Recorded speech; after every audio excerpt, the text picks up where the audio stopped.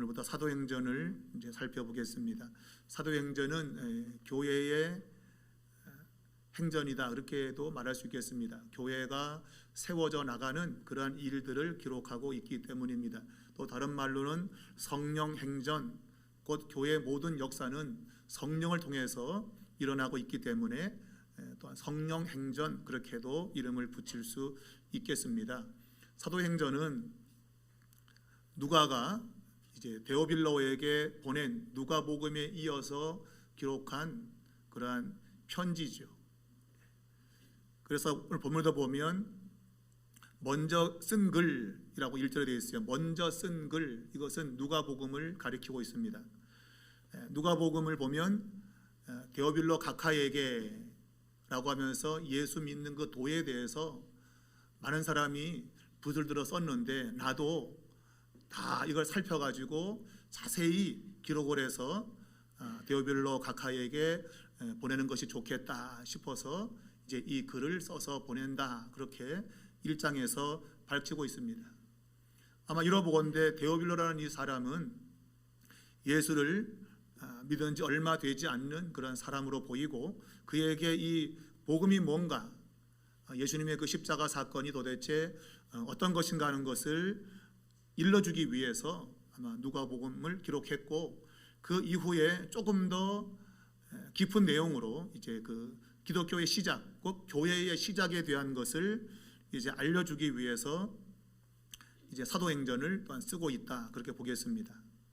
자, 누가복음에는 데오빌로 각하라고 되어 있습니다. 우리말로는 각하, 이 번역하는 것에 있어가지고 각하라고 되어 있는데 좀 의미가 조금 다르죠. 그러니까 각하 그러면 무슨 대통령 뭐 이런 쪽에 붙인 이름인데, 물론 그가 고위 관직에 있기 때문에 그렇게 번역을 했을 수 있겠지만, 원래 그 의미적으로는 지극히 뛰어나다라는 단어입니다. 헬라어 단어는 지극히 뛰어나다라는 거예요. 그러니까 이것은 상대방을 굉장히 존중하는 그런 표현이죠. 그냥 우리가 각하 그러면 이것은 무슨 아부하는 것 같기도 하고 그런 의미 같은데, 원래 의미로는 지극히 뛰어난 사람, 그런 의미로 이제 이 데오빌로에게 붙이고 있어요. 바로 각하라고 하는 것이 그런 의미를 가지고 있는데, 오늘 이 사도행전에는 그 각하라고 번역되어진 이 단어가 생략이 되어 있습니다. 붙이지 않았습니다. 왜 붙이지 않았을까? 아마 그 이유는 누가복음에 이제 아주 굉장히 존중하는 표현으로 썼지만, 이제 세월이 지나 이제 데오빌로도 믿음의 길을 걷고 있고, 이제 누가도 동일하게 믿음의 사람이기 때문에 이제는 한 형제로서 이제 그런 뭐 존칭이나 이런 것을 빼는 것이죠.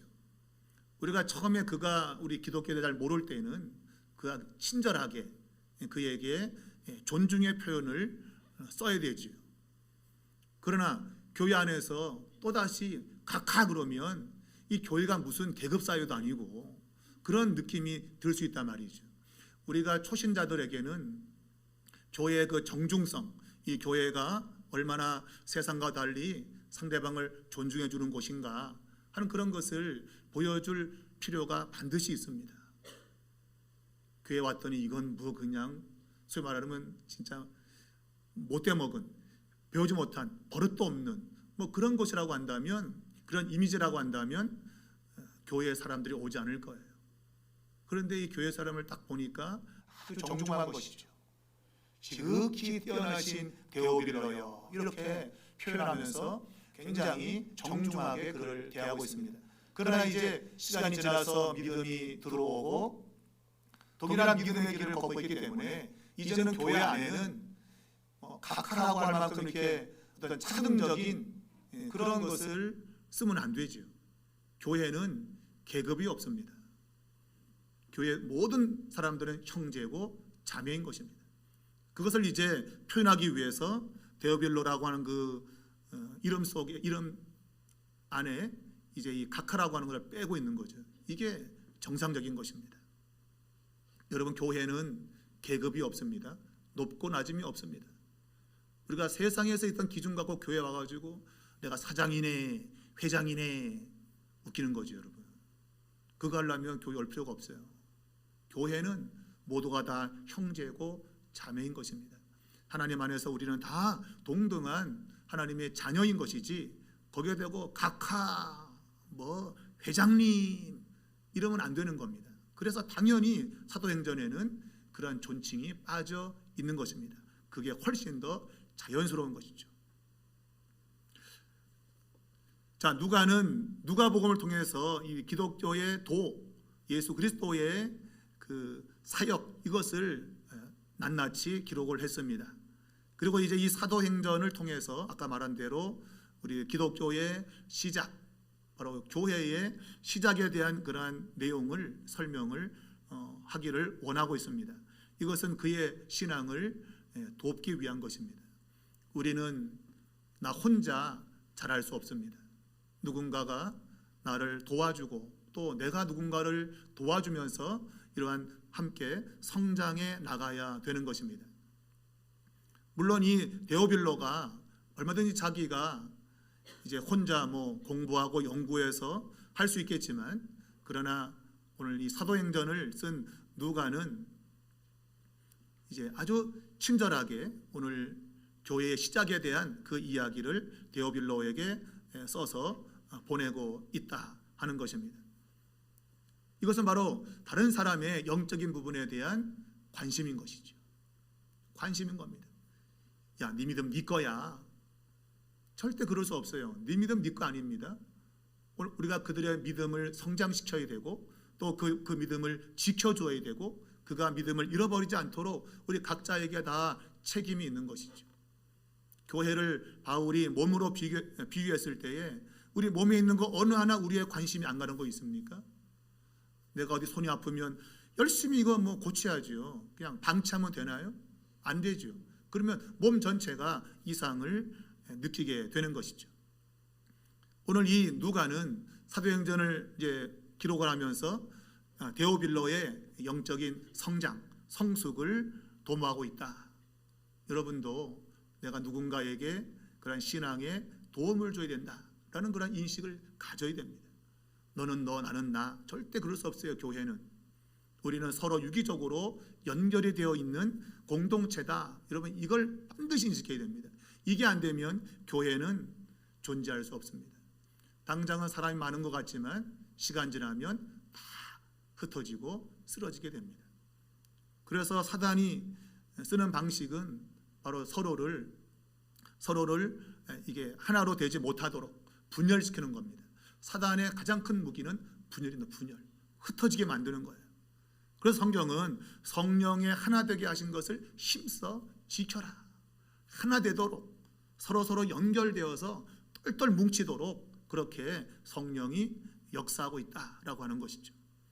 우리는 우리 삼일교회가 정말 잘 되기 위해서는 다른 것보다도 하나가 되어야 됩니다.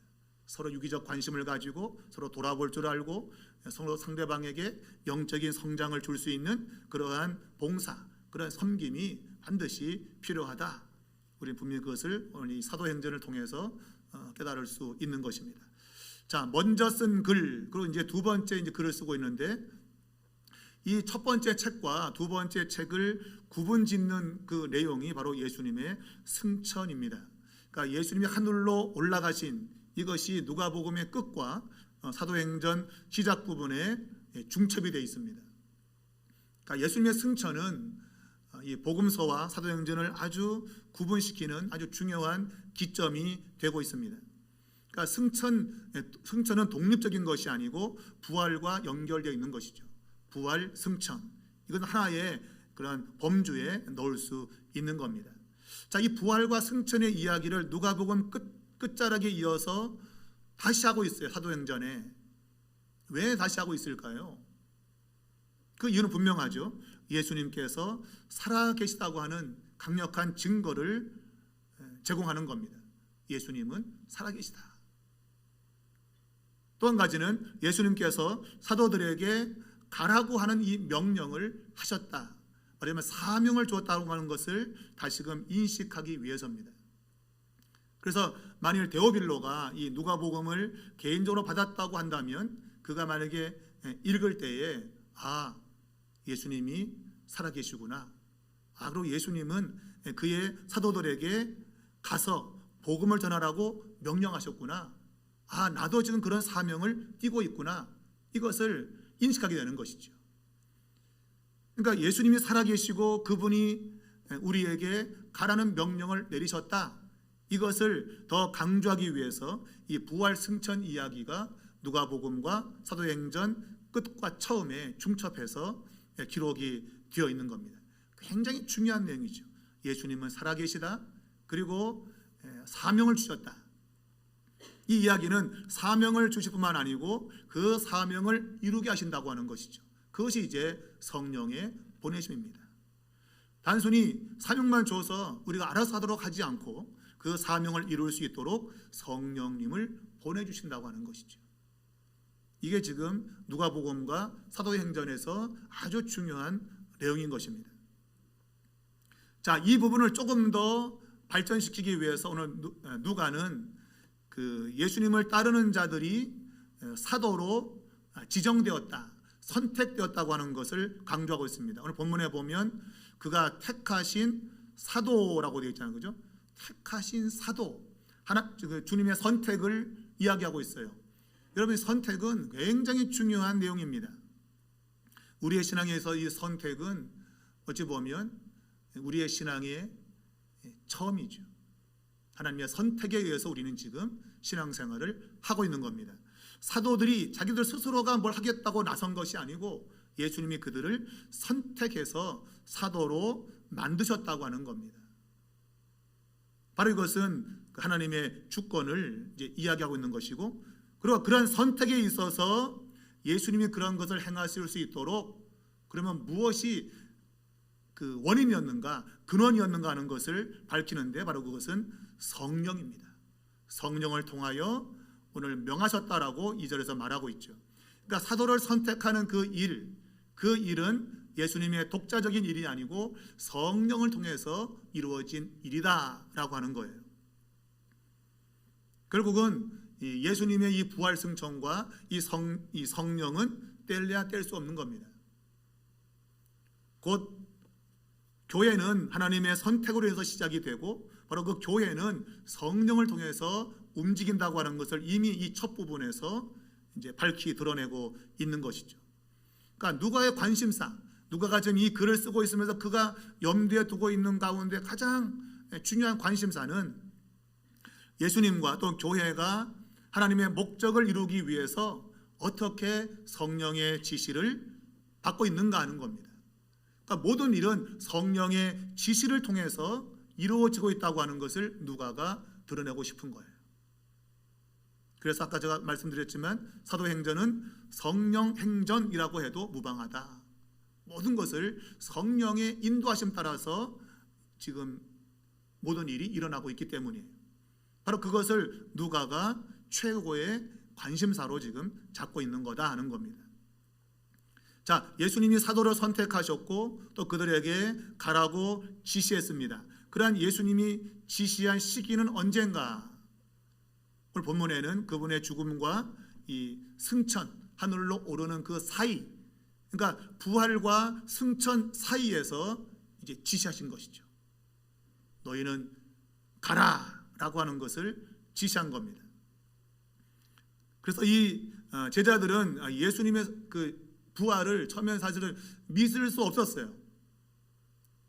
분명히 주님께서 계속 내가 고난당하고 3일 만에 살아난다고 말했지만 제자들은 그것을 믿지 못했지요.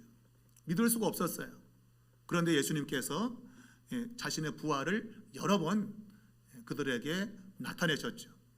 자, 오늘 본문에도 보면 그들에게 확실한 많은 증거로 친히 살아계심을 나타내셨다라고 하는 겁니다. 여러분, 확실한 증거를 나타내셨다. 하나님이, 주님께서 우리에게 뭔가를 맡기실 때 그 일을 확실하게 이룰 수 있도록 증거를 주십니다. 여러분, 우리가 하나님의 일에 대해서는 확실한 증거 없이는 할 수 없어요. 분명한 증거를 하나님이 주시게 됩니다. 만일 예수님의 제자들이 예수님의 부활에 대해서 희미한 상태에서 복음을 전할 수 있을까요? 절대 못 전합니다. 내가 오늘 누군가에게 복음을 확실히 전할 수 있다고 하는 것은 주님이 그에게 확실한 증거를 주었기 때문이에요. 그것이 개인적인 경험이든 아니면 공동체적인 경험이든 간에 그런 확실한 어떤 경험이 있기 때문에 그런 증거가 가능한 겁니다. 그게 안 되면 할 수 없어요.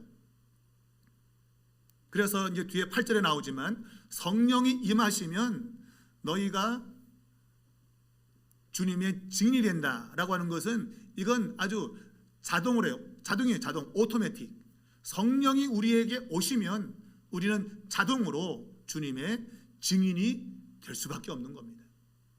그것은 그 경험이 우리로 하여금 주님의 증인의 삶을 살도록 동력, 그렇게 움직이게 만드는 거예요. 그것이 바로 사도를 선택했다고 하는 것에서 이 성령으로 명하셨다고 하는 말과 연결이 되는 겁니다. 이 선택은 그냥 선택이 아니에요. 확실한 선택입니다. 그 사명을 이룰 수 있도록 모든 것을 구비해 놓으시고 선택하시는 거예요. 미비한 것 가운데 이 사명을 감당하지 못할 뭔가 좀 그런 언저리가 있는데도 불구하고 선택하는 게 아니에요. 이미 그것을 다 이룰 수 있기 때문에 선택하신 것이죠. 바로 그것이 성령으로 명하셨다고 하는 그 약속, 그것이 오늘 그대로 유효하게 우리의 삶에서 나타나는 것입니다. 여러분, 그러므로 여러분이 주님의 일을 할 때 가장 중요한 것은 여러분 스스로가 확신이 있어야 되죠. 확신이 없으면 내가 누군가에게 전할 수가 없습니다. 어떻게 전합니까? 나도 확신이 없는데, 나도 이것이 좋은지 모르는데 누군가에게 어떻게 그것을 전할 수 있겠는가 말이에요. 불가능한 것입니다. 아니, 세상은 거짓말로 사기쳐서 할 수 있어요. 사기치면서 자기의 이익이 되면 거짓말로, 자기도 실제로 안 그렇지만 그럴 수 있어요. 우리가 뭐 그런 경우도 있다 그래요. 우리가 모델, 어떤 제품에 대한 모델이 있잖아, 그죠? 그러면 그 모델을 만약에 차를 그다음에 홍보한다 그러면 그 사람은 그 차를 타야 돼요. 근데 그 차 안 타다가 걸린 사람이 있어요. 그러니까 자기가 그거를 홍보하고 이 차가 좋다 그랬는데, 그리고 계약도 맺었는데 실제로 다른 차가 더 좋은 거예요. 그래서 그 차를 타고 다니면서 광고는 지금 자기가 지금 모델로 발탁된 그 차가 좋다고 얘기하는 거죠. 실제로 자기는 딴 거 타면서. 세상은 그럴 수 있어요. 그러나 이 복음, 바로 이 예수 그리스도의 십자가의 이 놀라운 이 사건은 거짓말로 될 수가 없어요. 그렇게 말할 수가 없어요. 왜 그랬을까요? 당시에 그렇게 말했다가는 죽습니다. 왜? 예수님의 부활을 증거하면 죽거든요. 누가 그러니 할 수가 없는 거예요. 왜냐하면 그렇게 거짓말을 해서 죽을 사람이 누가 있겠습니까? 그렇게 말하면 죽는데, 나도 확신이 없는데 걔 말했다가 누가 죽고 싶겠어요. 그러니까 그건 안 되는 거예요. 불가능한 거예요. 그것은 죽음과 연결되어 있기 때문에 그래요. 그러니까 이 죽음까지도 내가 불사하면서 내가 뭔가를 증언한다는 얘기는 거기에 대한 확신이 있는 겁니다. 예수님이 살아계시고 또 예수 그리스도를 믿는 자들마다 부활할 것을 확신하는 사람들만이 예수님의 이 복음을 전할 수 있는 것이죠. 그러니까 그런 확신이 없으면 누군가에게 전할 수 없어요. 오늘 내가 누군가에게 예수님을 전하지 못하고 있다라고 하는 것은 내게 확신이 없는 거예요. 정말 마지막 심판이 있고 그 심판이 엄중성을 내가 안다고 한다면 오늘 우리는 누군가에게 예수님을 전해야 되는 겁니다.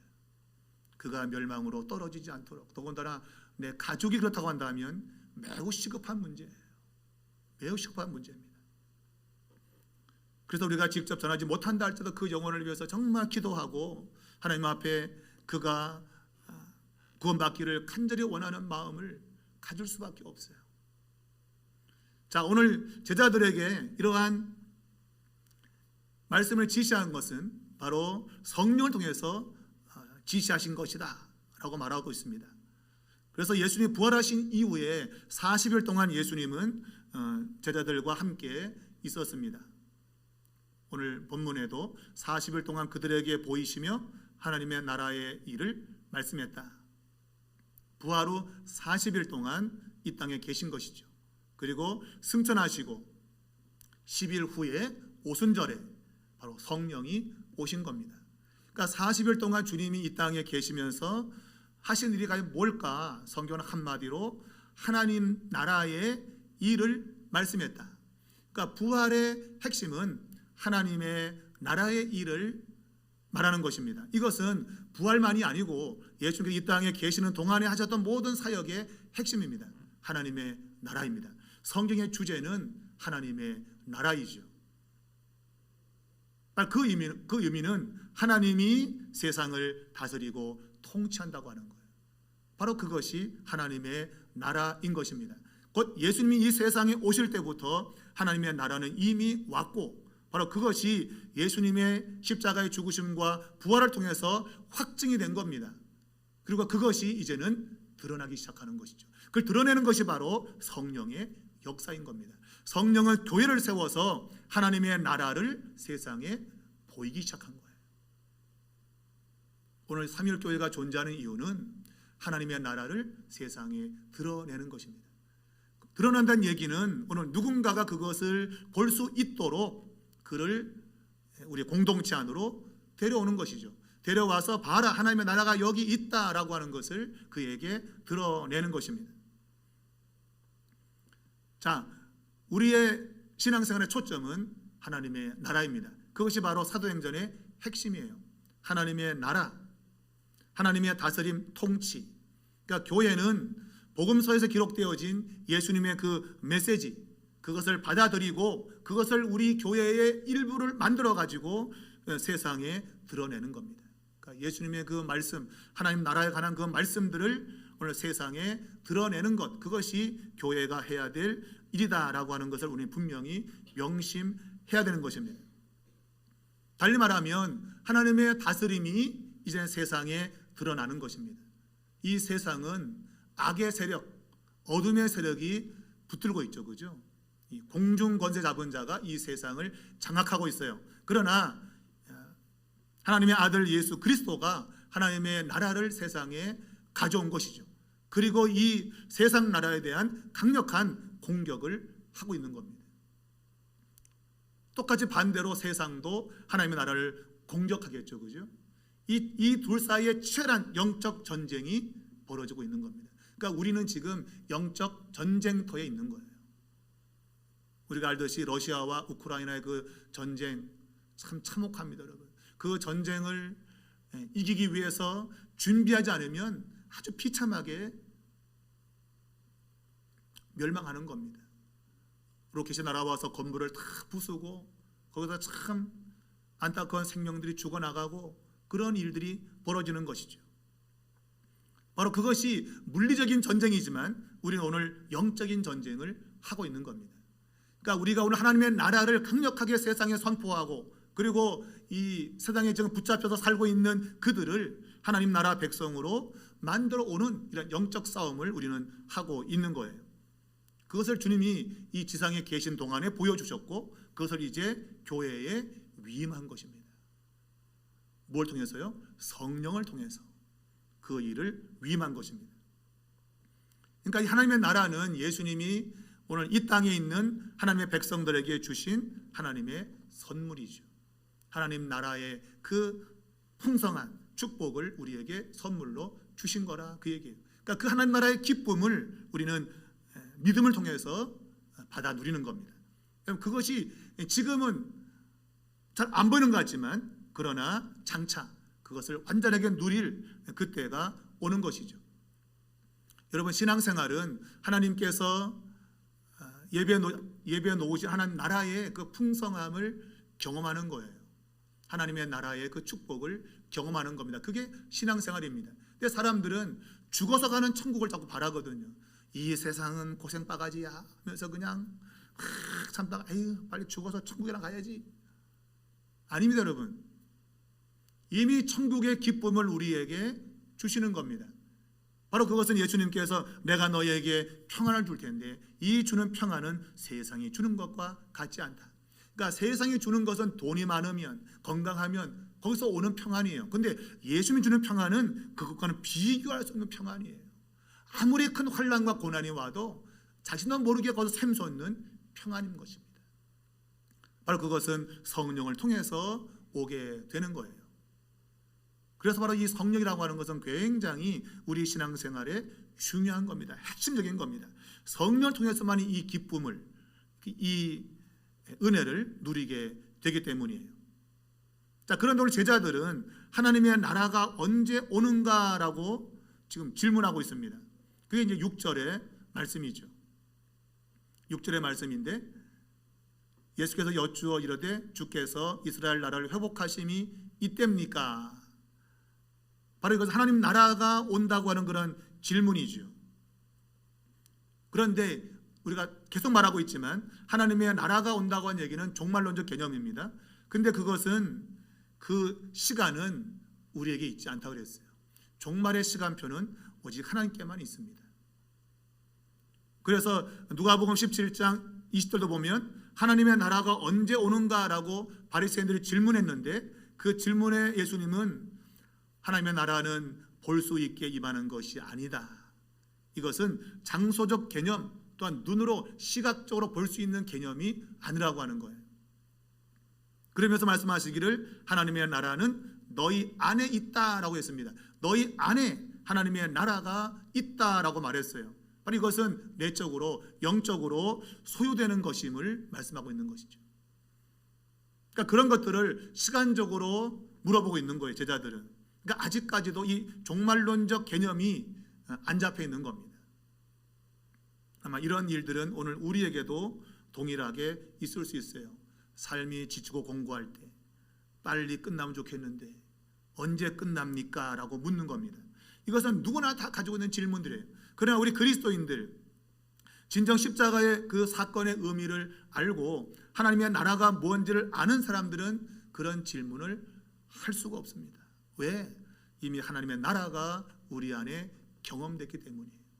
그러한 경험이 없기 때문에 오늘 제자들은 이런 질문하는 거예요. 특별히 부활과 연관지어서 이 부활은 종말에 일어나는 사건으로 그들이 생각하고 있는 겁니다. 근데 예수님이 부활하셨으니 이제 종말이 오는 것 아닌가, 그 얘기예요. 그래서 바로 이러한 질문하는 거죠. 이스라엘 나라를 회복하심이 이때입니까? 예수님께서는 시간, 그 모든 것은 하나님께 속해 있다 라고 하면서 중요한 것은 이제 그 위에서 이제 말했지만 아버지께서 너희에게 약속하신 것을 기다리고 그걸 받는 것이 중요하다. 왜냐하면 그 자체가 이미 종말론적인 사건이기 때문에 그래요. 그러니까 성령이 오시는 사건은 종말론적인 가장 큰 사건입니다. 성령의 오심은 종말론적 사건이에요. 그러니까 이미 하나님의 나라가 펼쳐지는 그러한 사건이 성령이 오시는 사건이에요. 그것이 이제 가시적으로 보여준 것이 예수님께서 그 세례 요한에게 세례 받을 때에 성령이 하늘로부터 비둘기같이 내려오는 겁니다. 그것은 영적인 세계에서 이 인간 세계로 성령이 침투해 들어오는 거예요. 그것을 바로 하나님의 나라가 세상 속에 침투해 들어오는 그런 사건으로 이제 복음서 기자가 기록하고 있는 겁니다. 그것이 이제 실제로 일어난 것이 이제 성령의 오심이에요. 그것이 바로 교회의 시작이고 바로 하나님 나라가 펼쳐져가는 그런 의미를 갖고 있는 것이죠. 그래서 하나님 나라의 진정한 의미를 알기 위해서는 예수님의 승천과 성령의 은사가 무언지 제자들이 그것을 알아야 될 필요가 있는 거예요. 그러니까 성령을 통하지 않고는 하나님 나라가 무언지 정확히 알 수가 없는 거예요. 성령을 받지 않고는 하나님의 나라를 경험할 수 없다는 얘기입니다. 달리 말하면 언제 마지막이 와? 그럼 맨날 마지막 타령만 하는 거죠. 말세야 말세야. 그런 타령만 하는 거예요. 우리 그리스도인들은 그런 타령할 수 없어요. 왜? 이미 성령을 받은 사람은 하나님의 나라, 종말론적인 그 나라가 이미 와 있는 것을 경험하고 사는 거예요. 여러분이 이것을 확실히 인식해야 돼요, 여러분. 아니 죽어서 천국 가는 거 아니라니까, 여러분. 이미 하나님의 나라가 우리 안에 성령을 통해서 이미 우리 안에 도래한 거예요. 그것을 경험하는 겁니다. 그것이 바로 교회의 모습으로 투영된 것이죠. 이 교회가 하나님 나라는 완전히 아닙니다. 그러나 하나님 나라의 그 특징들을 이 교회가 그대로 보여주고 있는 거예요. 그래서 이 교회가 이 세상에서 하나님이 맡겨진 사역을 이루다 보면 어느 때인가 이제 완전하게 하나님 나라가 드러나는 그때가 오게 되는 것이죠. 그 바로 예수님의 재림의 때인 것입니다. 자, 예수님께서 부활하신 이후에 제자들과 함께 식사를 하고 있었는데 그때 이제 아버지 약속한 것을 기다리라라고 말씀했습니다. 바로 그것은 성령입니다. 아버지가 약속하신 것 성령입니다. 이것은 구약의 배경을 두고 있죠. 이사야 32장 15절에 마침내 위에서부터 영을 우리에게 부어 주시리니 광야가 아름다운 밭이 되며 아름다운 밭을 숲으로 여기게 되리라. 하나님이 위에서부터 영을 부어준다고 되어 있어요. 이사야 선지자의 입으로 말씀한 겁니다. 그리고 가장 직접적인 것은 우리가 잘 아는 요엘서 2장 28절 이하에서 내가 내 영을 만민에게 부어주리니 자녀들이 장래를 말할 것이고 늙은이가 꿈을 꿀 것이고 젊은이들이 이상을 볼 것이다. 이게 이제 요엘 선지자 입에서 말씀하고 있는 성령을 가리키고 있습니다. 바로 이것을 실제로 이제 베드로 사도가 이제 요엘서를 언급하고 있죠. 성령이 오신 이 사건은 바로 요엘서에 약속되어진 바로 그 약속이 이루어진 것이다 라고 하면서 성령의 오심을 이야기를 하고 있습니다. 자, 그러면 언제 그러면 제자들은 예수님에게서 이 약속을 들었을까? 성령을 기다리라. 근데 아무리 성경을 봐도 예수님께서 바로 이 아버지 약속한 것 성령이다라고 말한 부분이 없습니다. 아무리 뒤져봐도. 근데 주님은 아버지의 약속을 받을 때까지 기다리라고 했어요. 그럼 언제 그러면 그러한 약속에 대해서 주님이 말씀했을까?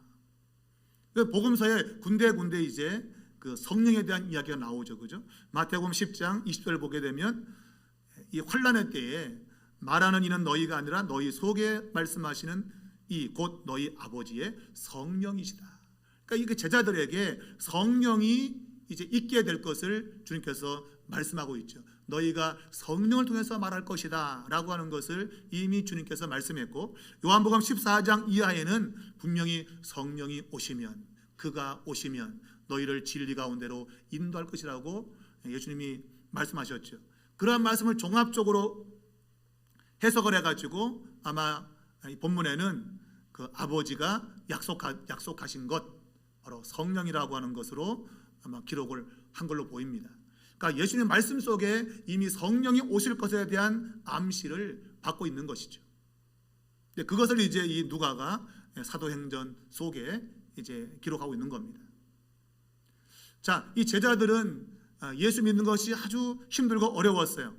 그래서 아마 갈릴리로 돌아가고 싶은 그런 마음이 있었을 것입니다. 우리가 알듯이 요한복음 21장에는 다시 바다에 나가서 고기 잡는 그런 제자들을 보죠, 그죠? 갈릴리로 돌아갔잖아요, 그들이. 예수님의 부활을 보았지만 그들이 다시 갈릴리로 돌아가서 고기 잡는 모습을 요한복음 21장에서는 말하고 있어요. 그때 이제 예수님께서 이제 그 바닷가에 나타나셔갖고 야, 고기 좀 잡았냐? 라고 이제 물으시는 그 내용, 그리고 예수님이 그 떡과 고기를 준비해서 제자들을 먹이시는 그 내용, 그리고 이제 그분이 하늘로 올라가시는 그 내용 말하고 있죠. 여기 보면 이 예루살렘은 그 성령을 주기 위해서 의도된 장소인 것이죠. 그러니까 예수님께서 사실 예루살렘에서 거절당하셨죠, 그죠? 버림받으셨죠. 근데 그곳이 하나님의 역사의 새로운 시작이었다고 하는 겁니다. 이것이 우리에게 매우 중요합니다. 우리가 살면서 인생에 실패할 장소가 많습니다. 그러나 그 실패가 우리 믿는 자들에게는 새로운 역사가 일어나는 그러한 시작점이 될 수 있는 거예요. 우리는 실패를 굉장히 나쁘게 보죠, 그죠? 그러나 성경은 실패한 그 장소가 하나님의 역사가 일어날 장소라고 우리에게 말하고 있는 겁니다. 바로 예수님이 버림받은 그 예루살렘에서 바로 성령을 받게 되어지고 하나님의 역사를 시작하는 그런 곳이 된 것이죠. 그러니까 우리가 생각할 때 실패한 것이 결코 나쁜 게 아니에요, 여러분. 바로 그곳에 하나님의 역사가 일어날 수 있는 겁니다. 근데 우리는 그 실패한 것을 두려워하고 또 실패할까 봐 우리는 피하고 싶고 그럴 때가 많죠. 그러나 여러분, 반대입니다. 실패한 그곳에 도전해야 됩니다. 왜? 그곳에 하나님의 역사, 새로운 역사가 시작되는 곳이기 때문에 그래요. 우리가 그런 생각 가지면 우리 인생은 결코 두려울 게 없어요. 실패? 아무것도 아닌 겁니다. 그곳에서 하나님 다시 승리를 주시기 때문이에요. 문제는 우리가 그러한 믿음을 가져야 되는 것이죠. 근데 우리는 그런 믿음이 별로 없다. 하다가 안 되면 때려치고 집어치고 여기는 아니야. 딴 데 가고 전부 대부분 우리는 그래요. 그러나 우리가 끝까지 인내하며 그곳에 있다고 한다면 하나님의 역사는 시작될 수 있는 겁니다. 이것만 여러분이 삶에 적용한다 할지라도 여러분의 인생을 성공할 수 있어요. 자, 예수님은 세례 요한의 그 말을 언급하면서 이제 성령의 세례를 받을 것을 이야기하셨습니다. 여기서 이 세례 준다고 하는 것은 뭔가를 정결케 씻는 수단으로 의미하는 것이죠. 바로 이것이 성령으로 씻는다는 얘기는 우리가 몸을 씻는 것보다도 죄를 씻는 것이죠. 회개하여 죄를 씻는 것을 가리키고 있습니다. 그래서 사도행전 2장에 보게 되면 너희가 세례를 받고 죄의 사함을 받으라. 그리하면 성령의 선물을 받을 것이다 라고 말하고 있어요. 그러니까 성령 세례는 죄의 용서와 관련이 되어 있다라고 하는 겁니다. 어떤 사람은 이 성령 세례를 단순히 능력 받기 위해서 하는데 아니요, 본질적인 의미는 죄의 용서입니다. 성령의 세례는 죄의 용서와 깊은 관련이 있다고 하는 거예요. 이제 예수님은 이제 하늘로 올라가시게 됩니다. 이 모든 것들을 이제는 마무리하시고 하늘로 이제 올라가죠. 그게 승천입니다. 말한 대로 이 예수님의 부활은 이스라엘 나라의 회복을 가져오는 사건으로 이해되었어요. 그러나 주님은 그 시간은 하나님께만 있다. 비밀로 남겨두셨습니다. 그리고 중요한 것은 예수님의 증인으로 살기 위해서 성령을 받아야 된다라고 하는 겁니다. 여러분, 성령을 받지 않으면 여러분 예수님의 증인이 될 수 없습니다. 오직 성령을 받아야만이 예수님의 증인된 삶을 살 수 있는 것이고, 또한 예수님이 떠나는 것, 승천하는 것은 단순히 하늘로 가신 것이 아니고 이것은 다스림, 통치를 확립하기 위해서 가신 겁니다. 떠났다 하는 것이 우리는 때로는 두려움이죠, 그죠? 그래, 떠나는 것이 하나님의 다스림을 확증하는 최종적인 모습인 거예요. 떠나는 것이. 이것이 바로 역설인 것이죠.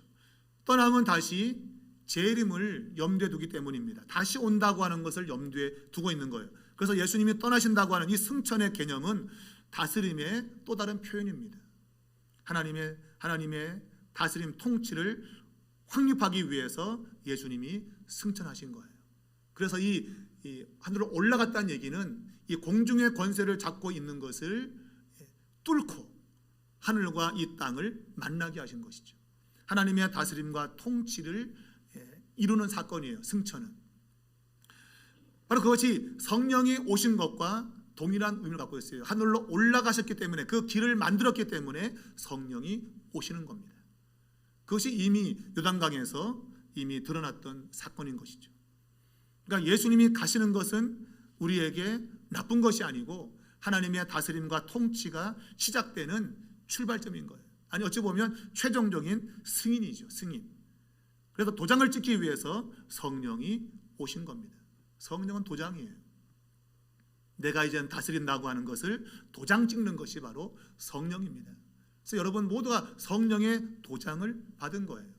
그것이 이제 성령으로 인을 친다고 하는 그런 개념인데, 바로 하나님의 소유로 그분이 여러분을 다 도장을 찍는 것이죠.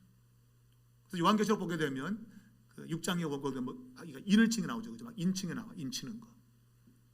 바로 그런 개념이에요. 그러니까 우리 하나님의 소유다. 그렇게 인을 쳐 있는 사람은 어떤 것도 해를 끼칠 수 없다라고 하는 것을 요한계시록에서 보여주고 있는 것도 또한 그와 같은 의미인 것입니다. 그러니까 예수님의 떠나심은 우리에게는 좋은 거죠. 네, 성령이 오셔서 우리를 인치시고 우리를 완전히 그분의 주권 속에 다스리기 때문이에요. 여러분, 지금 여러분은 그러한 삶을 지금 살고 있는 겁니다.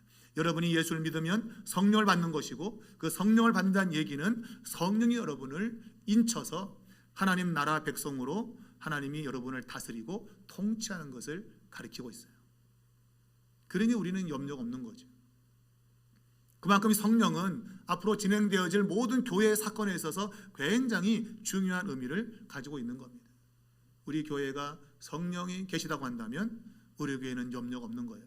성령이 모든 것을 주권적으로 진행하시고 다스리고 통치하실 겁니다. 그것이 바로 교회의 가장 큰 희망입니다. 우리는 교회가 사람들이 운영한다는 생각이 아닙니다. 여러분, 교회는 성령이 운행하십니다. 바로 예수님의 영, 사실은 예수님이 이 교회의 머리라고 이제 바울이 설명하고 있는데, 그것이 이제 또 다른 면으로는 바로 성령을 통한 다스림이에요. 교회는 성령이 움직이는 겁니다. 우리 인간이 하는 게 아니에요. 그래서 우리가 내 가진 모습 또 가진 것 보면은 너무 미약하죠, 그죠? 그러나 걱정할 것이 없는 이유가 성령이 교회를 움직이기 때문이에요.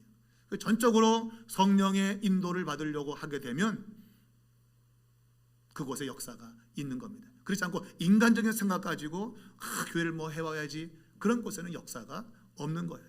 그러니까 철저하게 성령님을 의지하고 성령님을 따라서 살 때 교회는 하나님의 일을 능히 이루어낼 수 있다라고 하는 것을 먼저 이 서문에서 밝히고 있는 거죠. 성령이 오시면, 바로 그 성령이 오심은 바로 예수님의 승천과 연관되어 있는 겁니다. 예수님이 가심으로 성령이 오시는 거예요. 바로 이 성령은 더 강력하게 예수님의 실존을 드러내는 겁니다. 예수님은 육체를 갖고 있잖아요, 그죠? 육체이기 때문에 예수님은 한정되어 있는 것이죠. 그러나 성령은 영이시기 때문에 더 강력하게 하나님의 다스림과 통치를 드러낼 수 있다고 하는 것이죠. 여러분, 성령을 쫓아 살아야 됩니다. 가장 확실한 방법은 성령으로 기록되어진 하나님의 말씀을 쫓아 사는 겁니다. 이거야말로 우리 그리스도인들이 가장 강력하게 이 세상에서 승리할 수 있는 유일한 길이에요. 성령으로 기록되어진 하나님 말씀을 쫓으면 그 말씀이 우리의 삶에 역사하는 것입니다.